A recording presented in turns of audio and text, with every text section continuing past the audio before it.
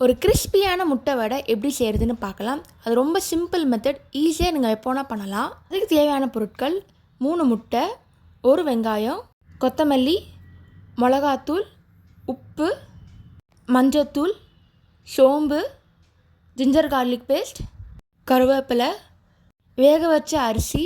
நல்லா வேக வச்ச அரிசியை நல்லா ஆற வைங்க. இப்போ மிக்ஸி ஜாரில் போடுறோம். நான் 3 முட்டைக்கு 1 கப் அரிசி எடுத்திருக்கேன்.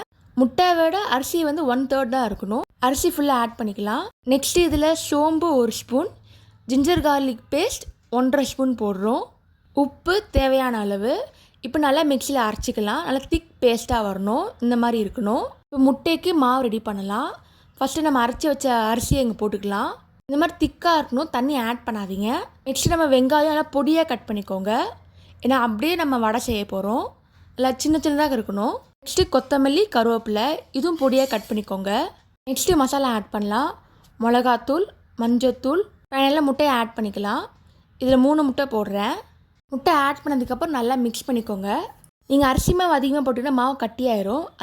அதனால் அரிசி மாவு எவ்வளவோ அதோட 3 மடங்கு முட்டை போடுங்க. இப்போ நல்லா மிக்ஸ் பண்ணிக்கலாம். மசாலா ஃபுல்லாக இறங்கணும். இப்போ 5 நிமிஷம் நல்லா மிக்ஸ் பண்ணியாச்சு. இந்த மாதிரி இருக்கணும் கன்சிஸ்டன்சி. இப்போ மாவு ரெடி ஆகிடுச்சு. நெக்ஸ்ட்டு வந்து ஒரு பேனில் எண்ணெய் ஊற்றிக்கோங்க. எண்ணெய் நல்லா கொதிக்கணும். இப்போ நம்ம கரண்டியில் போடலாம். 1 by 1 போடுங்க, அப்போ தான் ஒட்டாமல் வரும். இப்போ திருப்பிக்கலாம். கிறிஸ்பாக ரெடி ஆகிடுச்சு. இப்போ பிளேட் பண்ண வேண்டியதான். ஈஸியான முட்டை வடை ரெடி ஆகிடுச்சு. நீங்களும் ட்ரை பண்ணி பார்த்துட்டு எப்படி இருக்குன்னு சொல்லுங்கள். இந்த மாதிரி சிம்பிள் ரெசிபிலாம் யூடியூப் சேனலில் போட்டிருக்கேன், அதையும் மறக்காமல் செக் பண்ணி பாருங்கள். தேங்க்ஸ் ஃபார் வாட்சிங். லைக் பண்ணுங்கள், ஷேர் பண்ணுங்கள், சப்ஸ்கிரைப் பண்ணுங்கள்.